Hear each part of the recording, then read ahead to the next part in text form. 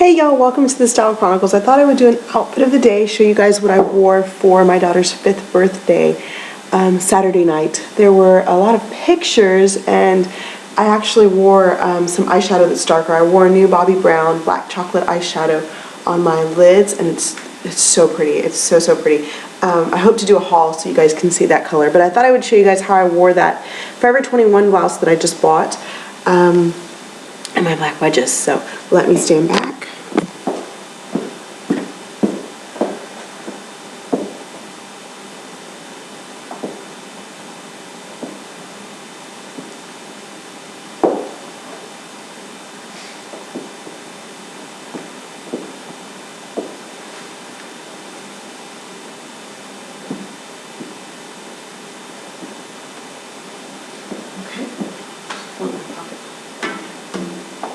Alright, so this is that Forever 21 blouse that I hauled not too long ago.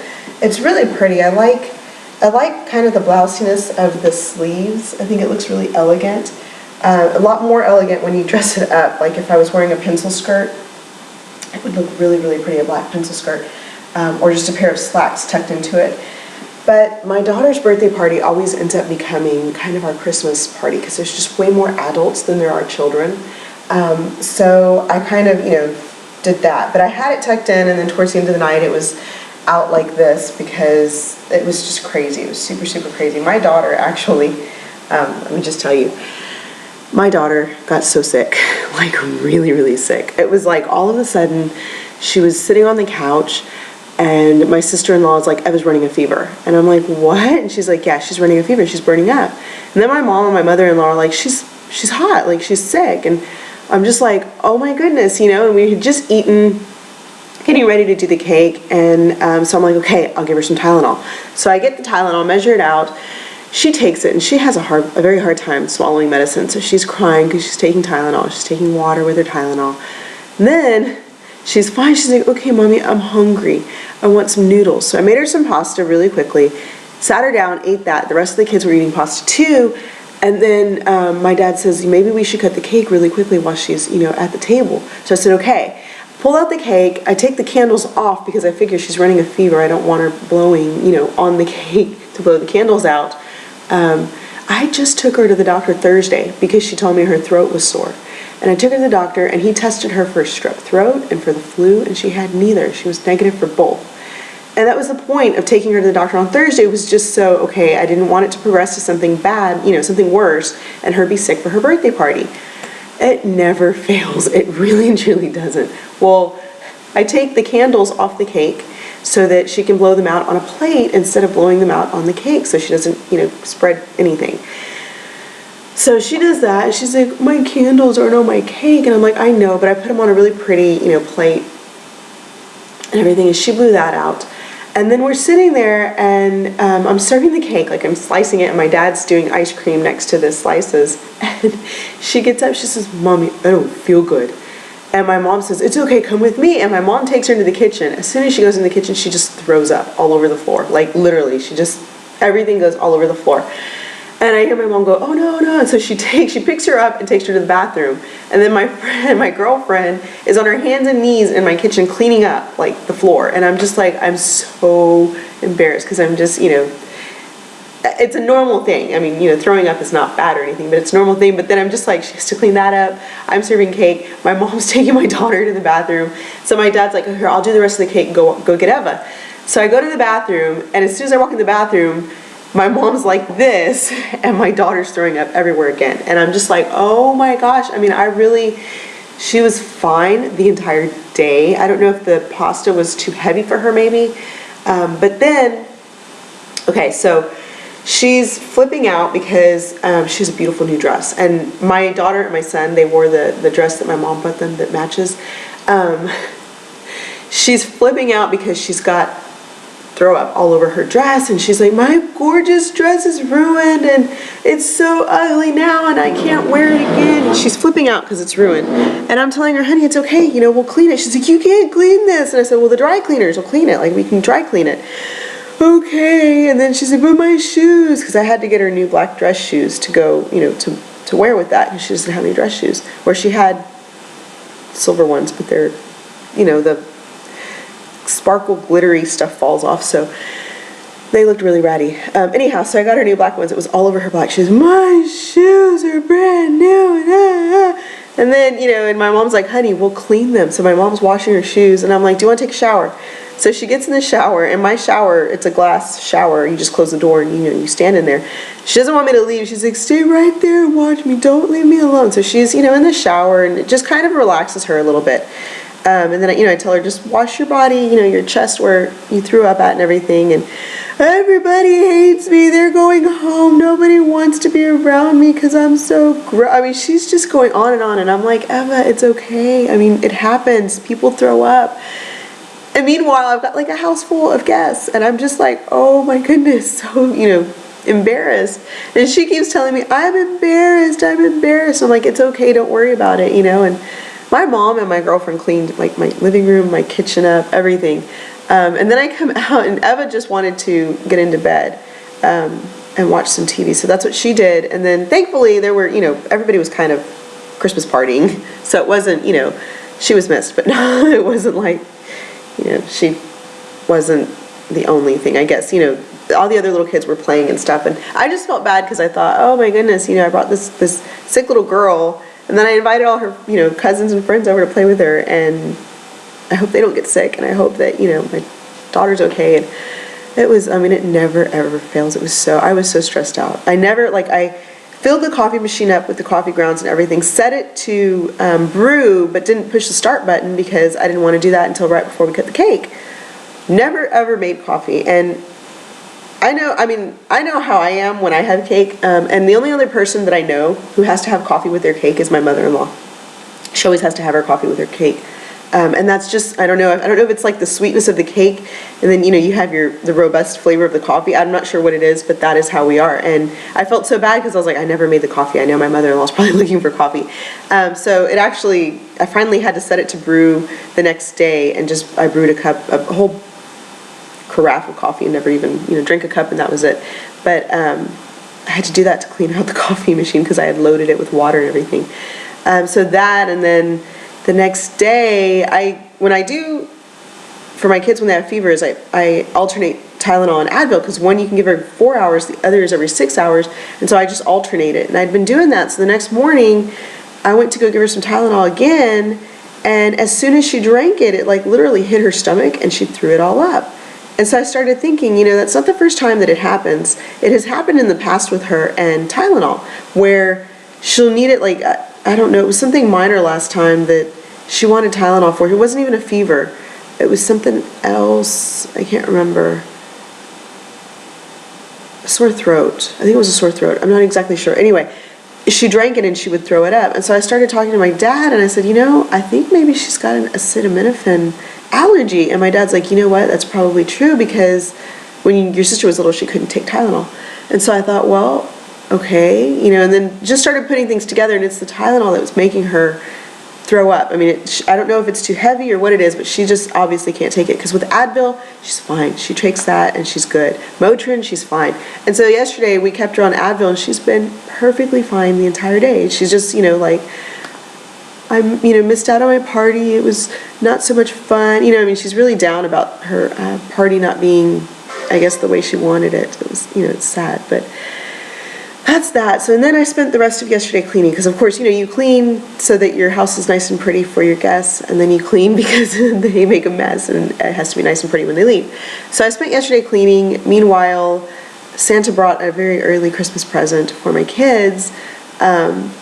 And our idea was that we would have the contraption installed in our backyard and not tell our children until Christmas, and that did not work out at all. We kept the blinds and everything closed, but of course my children are like, there's something going on, there's people in the backyard. There's a big yellow thing, I can see it through the blinds in the backyard. So both my kids were standing at the window pulling the blinds back, watching these people. What is that?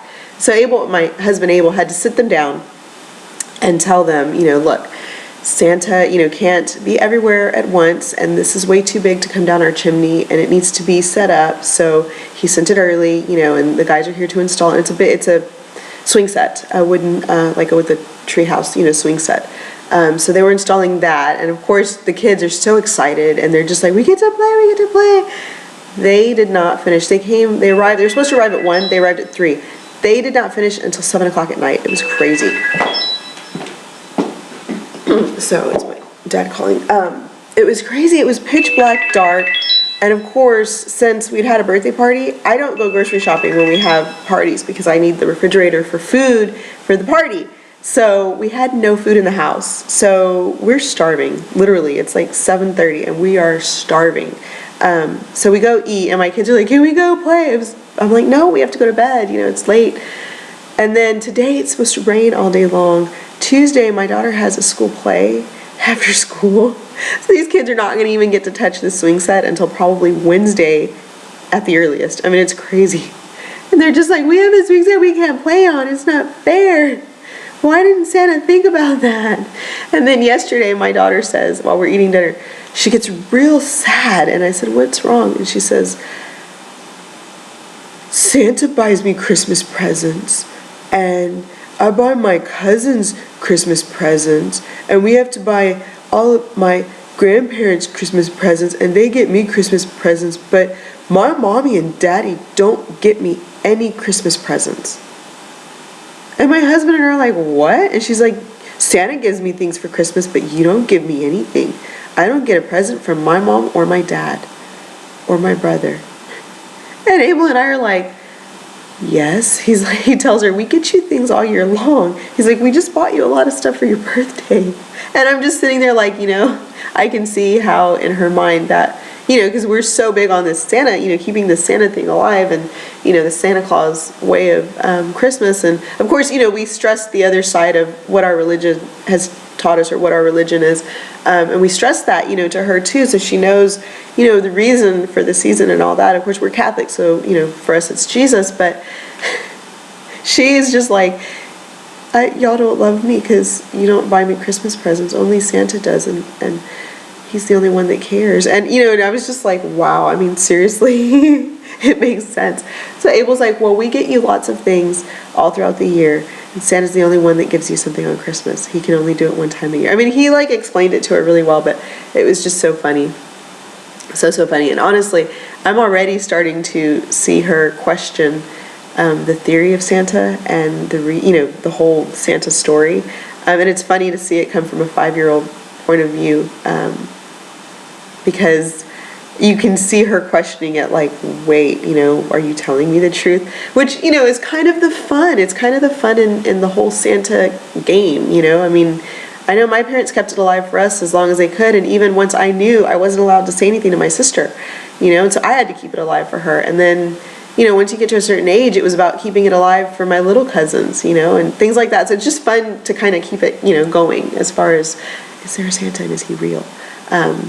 And I know there's, you know, those of you that don't believe in that or don't, you know, believe in teaching that to your children or don't treat Christmas that way. And I understand, you know, I mean, everybody's different.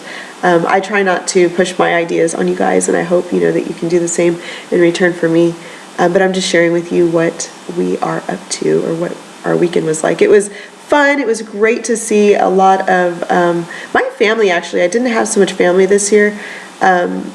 One of my cousins went to Disney World, so they were gone, and then several of my other cousins were sick, or their children were sick, so they were not able to make it. But I had a ton of friends, like a lot of friends. And it's funny because other years it's been way more family and not that many friends because the friends are, you know, ill or they have other engagements or something like that. And this year it was, you know, my husband's best friends, my best friends. I mean, it was great. It was really, really great. So it was fun to kind of catch up and see them and spend some time with them. It was fun. It was fun. My husband actually had a lot of fun. He had a best friend of his that, you know, he hadn't seen in about a year, and his son come over and his wife. And then it's like all of my husband's friends, he spoke to them this weekend. His best friend in Spain called, and it was like we were trying to get the house ready for the, like, set up for the party, and he's on the phone with him the whole time. He's just like, and he's doing things. But it's one of those, you know, when he calls, it's kind of like we have to stop and take his phone call. And I told him that because when I answered the phone, he said, oh, are y'all busy? Are you busy? Can I talk to Abel? And I said, oh, we're never too busy for you. We always make time for you. And he got really, really excited. It's hard. It's really, really hard when you have somebody so close to you, or your husband, who lives so far away, because they play phone tag right and left. But they are literally, the closest of friends, just like brothers. They have a very special relationship. And he is Spaniard. He's from Spain, and he lives there full time.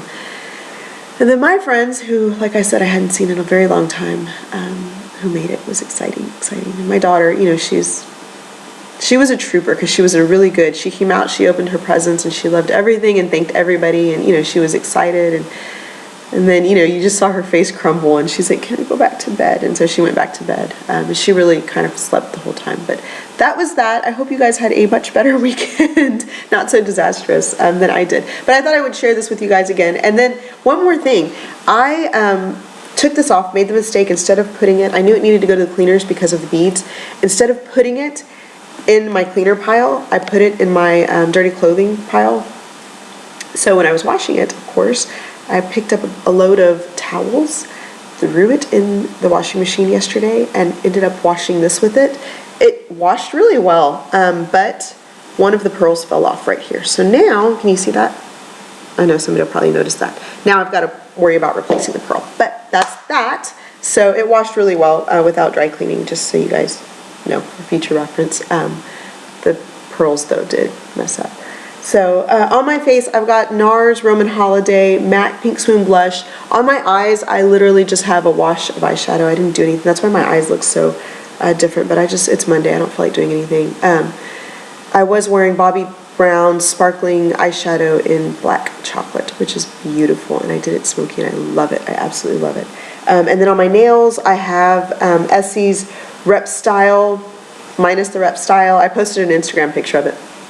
But it's the Rep Style color without the effect, because I gave up with the magnet. I'm not interested in the magnet anymore. And then over it, like on that one and this one, I put a gold glitter. It's an OPI gold glitter, like that, from Sephora. So that is that. I hope you guys had a wonderful weekend, and I will talk to you guys later. Thanks so much for watching. Bye-bye. Oh, my jeans are my black Old Navy Rock Stars, and then my shoes are my wedges. They're the Cosmopolitan wedges, which are available on Soul Society. I'll put the link down below so you guys can check them out, because they're really pretty, and they have other colors. Anyway, talk to you later. Bye-bye.